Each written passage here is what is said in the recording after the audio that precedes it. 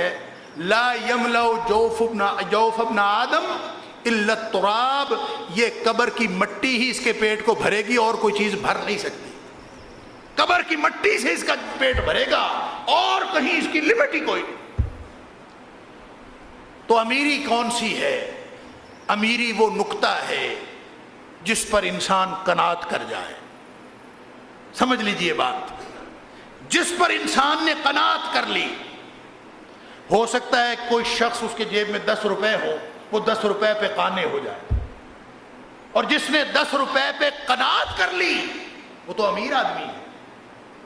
اب اس کے بعد اس کی ہرس ختم ہوگی، 11ویں کی ہرس نہیں. جس کے پاس 11ویں کی ہرس نہیں ہے وہ سب سے امیر آدمی. ایک حدیث کے اندر آتا ہے، نبی پاک صلی اللہ علیہ وسلم فرمایا تم اپنی لمٹس خود طے کر لو، اللہ بھی ایک لمٹ طے کرتا.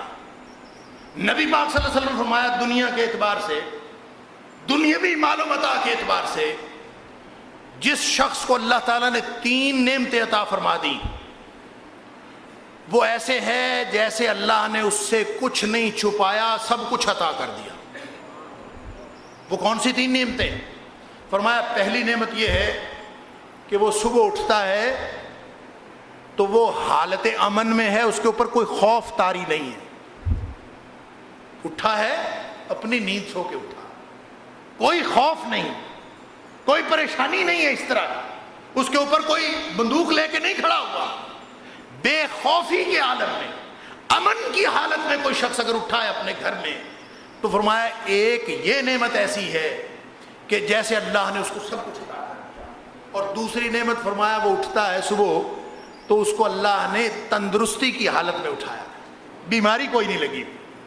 اٹھا ہے تندرست ہے، ماشاءاللہ اللہ کرتا ہے، اٹھتا ہے اللہ کا ذکر کرتا ہے.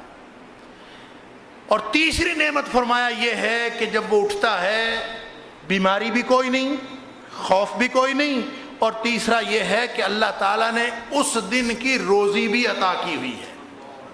اس دن کی، سال کی روزی نہیں، اگلے دن کی نہیں، اس دن کی. اگر کھانے کو بھی موجود ہے تو پھر پیچھے کیا رہ گیا؟ خوف کوئی نہیں، بیماری کوئی نہیں، کھانے کو اس دن کا موجود ہے. تو فرمایا وہ دنیا کے اعتبار سے ایسا شخص ہے جس کو گویا اللہ نے سب کچھ عطا کر دیا، کچھ نہیں چھپایا اس سے. اور ہم سال کے دانے الگ پڑے ہوتے ہیں، گھر کے لیے پلاٹ الگ موجود ہوتا، سارا کچھ موجود ہوتا، اور لوگوں سے کہہ رہے ہوتے ہیں یار بڑا مقروض، بڑے حالات خراب ہیں. اور یہ وجہ اس کی یہ ہے کہ کانسیپٹ کلیئر نہیں. ہم کھاتے ہیں، ہم زندہ رہتے ہیں کھانے کے لیے، اور مومن زندہ رہنے کے لیے کھاتا ہے. مومن کھاتا ہے زندہ رہنے کے لیے، اتنا کھا لیا جتنا زندہ رہنے کے لیے کافی. نبی پاک صلی اللہ علیہ وسلم فرمایا نا کہ مومن ایک آنت کھاتا ہے، ایک آنت بھرتا ہے اور باقی خالی چھوڑتا. کتنی آنتیں ہیں پتہ نہیں، یہ تو میڈیکل سائنس والے جانتے. نبی پاک صلی اللہ علیہ وسلم کی گفتگو تو اسی طرح کی، آپ تو ریشو بتاتے ہیں. فرمایا مومن ایک آنت بھر کے کھاتا ہے جبکہ کافر اور منافق 7 آنتیں بھر کے کھاتے ہیں. یعنی کھانے کی ریشو بھی ایک ساتھ کی چلتی ہے. اور ظاہر ہے جو کھانے کے لیے زندہ ہے وہ کھائے بھی نہ تو اور کیا کرے. جس کو دھن ہی یہ سوار ہے کہ میں نے مال کہاں سے کمانا ہے، میں نے اللہ، انسان کہتا ہے میرا مال میرا مال. تو یہ مال تو دنیا کا دنیا میں رہ جانا. اللہ تعالیٰ نے قرآن میں جگہ جگہ مثالیں بیان فرمائی. وَاضْرِبْ لَهُم مَّثَلَ الْحَيَاةِ الدُّنْيَا، یہ سورہ کہف کے اندر، کہ اے حبیب صلی اللہ علیہ وسلم ان کو دنیا کی زندگی مثال سے واضح کیجئے.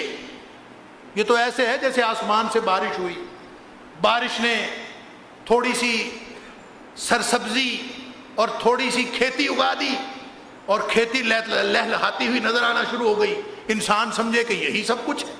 فرمایا کچھ دن گزریں گے، کچھ وقت گزرے گا، اچانک وہ زرد ہو کے ختم ہو کے خشک ہو کے اڑ جائے گی، کچھ بھی نہیں باقی بچے، کچھ بھی نہیں باقی بچنا. یہ دنیا کی زندگی کی مثال. اللہ، مسلم شریف کی حدیث میں نبی پاک صلی اللہ علیہ وسلم نے اس کی ایک اور مثال بیان فرمائی. قرآن میں اللہ تعالیٰ نے جگہ جگہ مثالیں بیان فرمائی کہ کوئی چند دنوں کی چیز، چند دنوں کا معاملہ، تھوڑے سے وقت کے لیے جس کی کوئی حیثیت نہیں، انسان پاگل ہے۔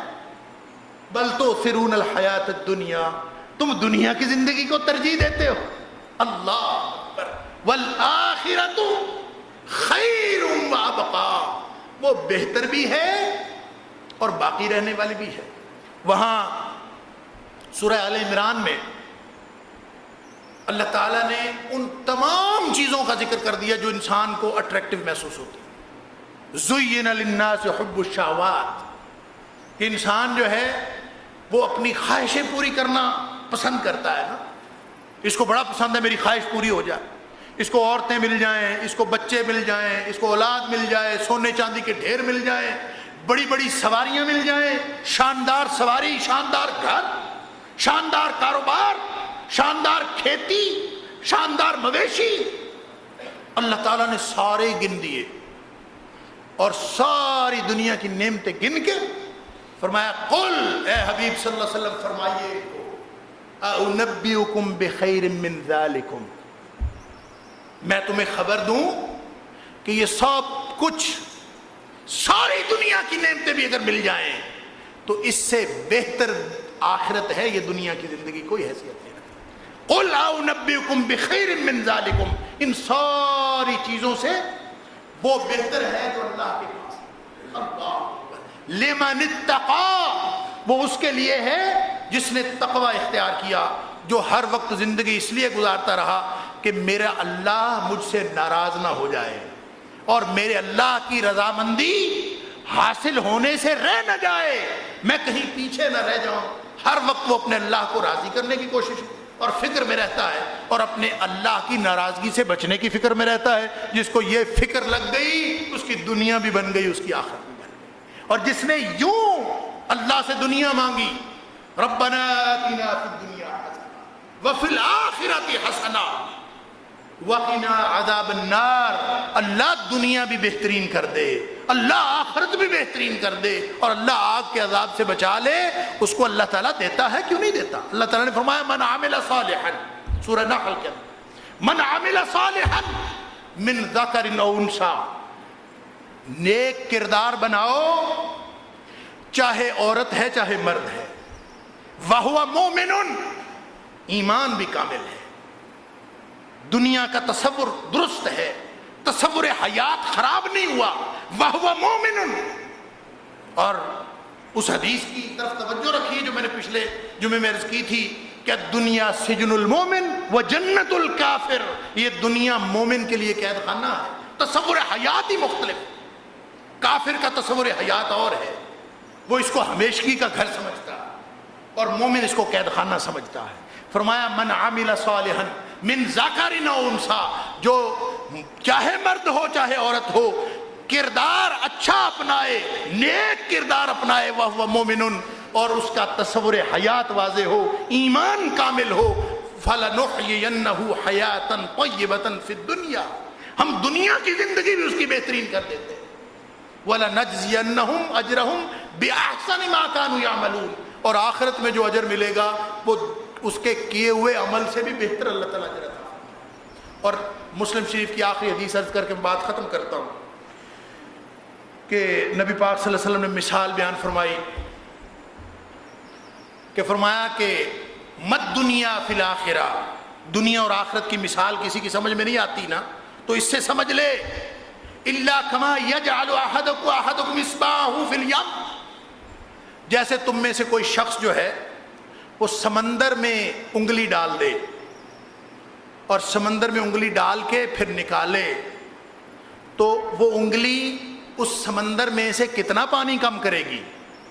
فَلْيَنْظُرْ بِمَا يَرْجِعُ، پھر اس کو دیکھے کہ یہ پانی جو انگلی اپنے ساتھ لائی ہے اس کی اس سمندر کے پانی کے ساتھ کیا نسبت ہے؟ فرمایا یہی نسبت اس دنیا کی زندگی کی آخرت کی زندگی کے ساتھ، لہٰذا اس کی فکر کرنی چاہیے، اس کی فکر کی کیا ضرورت ہے؟ اللہ تعالیٰ ہماری دنیا بھی اچھی کرے، آخرت بھی اچھی کرے، اور ہم سب کو جنت کے اندر اکٹھا فرمائے۔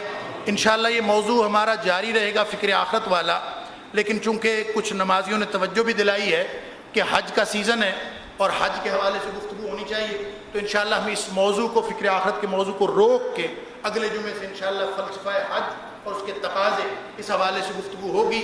اللہ تعالی ہم سب کو دین کی سمجھ اور عمل کی توفیق عطا فرمائے، اور جب حج کا موضوع ختم ہوگا پھر ہم انشاءاللہ اسی موضوع کو پھر سے شروع کریں گے۔ اللہ تعالی ہم سب پر رحمت نازل فرمائے۔ السلام علیکم۔